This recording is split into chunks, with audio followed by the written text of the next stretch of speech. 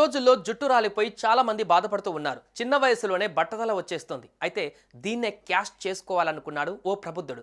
ఆలోచన వచ్చిందో లేదో అంతే, బట్టతలపై జుట్టు మొలిపిస్తానంటూ ప్రకటించేశాడు. తీరా ప్రజలు అది నమ్మి నిజమే కదా అనుకొని అతని షాప్కు క్యూ కట్టారు. ట్రీట్మెంట్ కూడా తీసుకున్నారు. చివరికి లబోదిబోమంటూ మొరపెడుతున్నారు.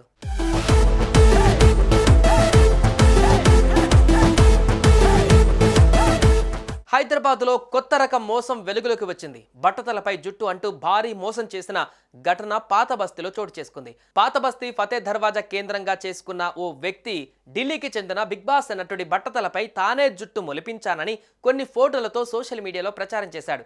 అది కూడా కేవలం 200 రూపాయలు మాత్రమేనని చెప్పాడు. దీంతో బట్టతలపై జుట్టు వస్తుందని నమ్మిన స్థానిక ప్రజలు ఫతే దర్వాజా ప్రాంతంలో ఉన్న బిగ్ బాస్ సెలూన్కు పోటెత్తారు. గత కొద్ది రోజుల కిందట సెలూన్ ముందు క్యూ కట్టిన వందలాది మంది యువకులకు గుండు గీసి కెమికల్స్ రాసి పంపించాడు. हमारे वकील भाई है, पूरे भाइयों की हेल्प कर रहे हैं, क्रीम लगा रहे हैं वकील भाई।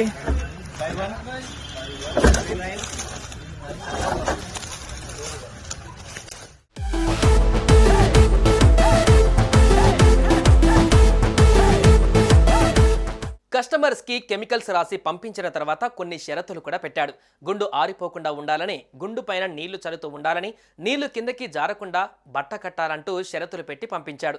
అలా గుండు గీయించుకొని కెమికల్ రాయించుకొని వెళ్లిన వారందరికీ మంట రావడంతో పాటు కొందరికి రియాక్షన్స్ అయ్యి బొబ్బలు కూడా వచ్చాయి. దీంతో లబోదిబోమంటూ చాలా మంది ఆసుపత్రికి వెళ్లారు. సాయంత్రం వరకు కొన్ని వందల మందికి గుండు గీసి డబ్బులు పట్టుకొని వకీల్ వెళ్ళిపోయాడు. ఇక ఆసుపత్రిలో చేరిన వారు పోలీసులకు సమాచారం అందించడంతో అప్రమత్తమైన బిగ్ బాస్ సెలూన్ యజమాని పరారైనట్లుగా తెలుస్తోంది. ఇప్పుడు ఈ గుండు వ్యవహారం పాత బస్తీలో సంచలనం రేకెత్తిస్తోంది.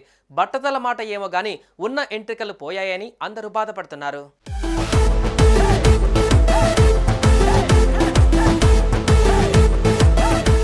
काम कर रहे रमजान के महीने में भाई, ज़्यादा से ज़्यादा शेयर करिए वीडियो। चंदूलाल बारादरी, वजीर अली मस्जिद, और फ्री दवाई लगा रहे मेरे भाई, कोई पैसा नहीं है इसका। खाली 4 दिन जो ना 3 दिन तुम्हारे को परहेज करना है। शैम्पू साबुन का 3 दिन तक परहेज करना है। ना साबुन लगाना ना शैम्पू लगाना, खाली खोबरे का तेल लगाना है। खोबरे का तेल लगाए तो बस बारीक बारीक आए तो बारीक बारीक रैसेस होते हैं।